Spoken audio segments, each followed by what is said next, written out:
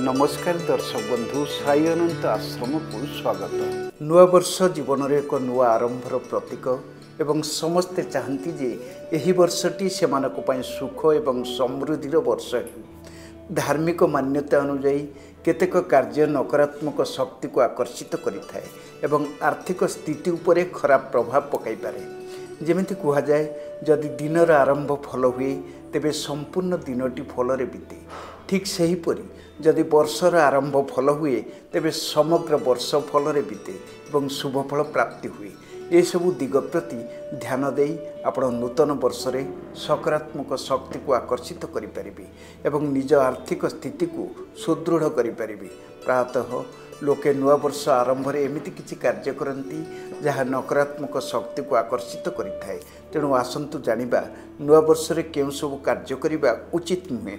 Number 1, कलहरु दूर रुहतु। नूतन वर्ष आरंभ रे कहा सहित झगड़ा किंबा विवाद करने उचित नुहे।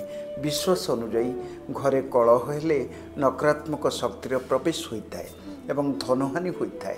तेणु नुआ वर्ष रे निज परिवार सदस्य एवं बंधु मान सहित भल संपर्क बजाय रखंतु। नंबर 2, तामसिक भोजन दूर रुहतु। नुआ वर्ष रे तामसिक भोजन को दूरे रहा उचित। तामसिक भोजन में मांस, माछ, अंडा, मद इत्यादि सामिल। ये सब सेवन करने द्वारा नकारात्मक शक्ति वृद्धि हुए एवं आर्थिक स्थिति दुर्बल हुए। तेणु नूतन वर्ष रे सात्विक भोजन जेपरी फल, पनीपरिबा, दही, क्षीर आदि सेवन करंतु। नंबर 3, धारुआ जिनस किणंतु नहीं। नुआ वर्ष रे धारुआ जिनस जेपरिक छुरी, कैंची आदि किणवा उचित नुहे। वास्तुशास्त्र अनुसार धारुआ वस्तुगुड़िक घर को नकारात्मक शक्ति आनी थाए एवं धनहानि घटाई थाए। तेणु नुआ वर्ष रे धारुआ जिनस को किणंतु नहीं। नंबर 4, करज करंतु नहीं।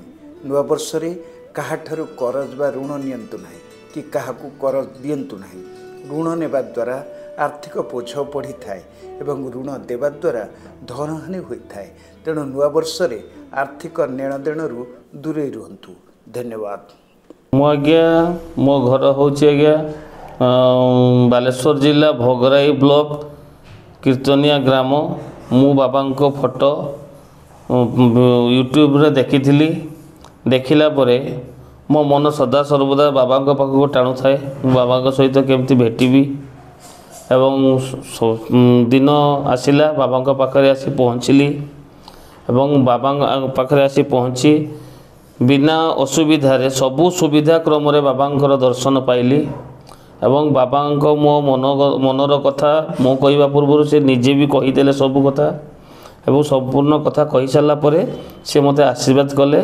तो रास्तार चाल तो बाट आउ टिके बतई देवी तो काम सब सदा सर्वदा सचोट रहिबु। तो काम सदा सर्वदा भल रहिबो एवं आज पर्यंत जहाँ भी होईची सब बाबा कृपारू होईची। बहुत आर्थिक समस्या थी बाबा कृपारू आज मोर भल समय टिके आसीची बोली मु अनुभव करुच्ची। जिते बड़े सुविधा होची आसुची एवं से गाँव रे भी किछि लोक मो साई पड़िशा रे भी बाहरले जे कौटी जाऊच कौन करुच मुझे चल मु नहीं जीवी फ्री रे आपण मानकर किछि टंकाटे भी लागबनी। बाबा कृपा लाभ करंतु।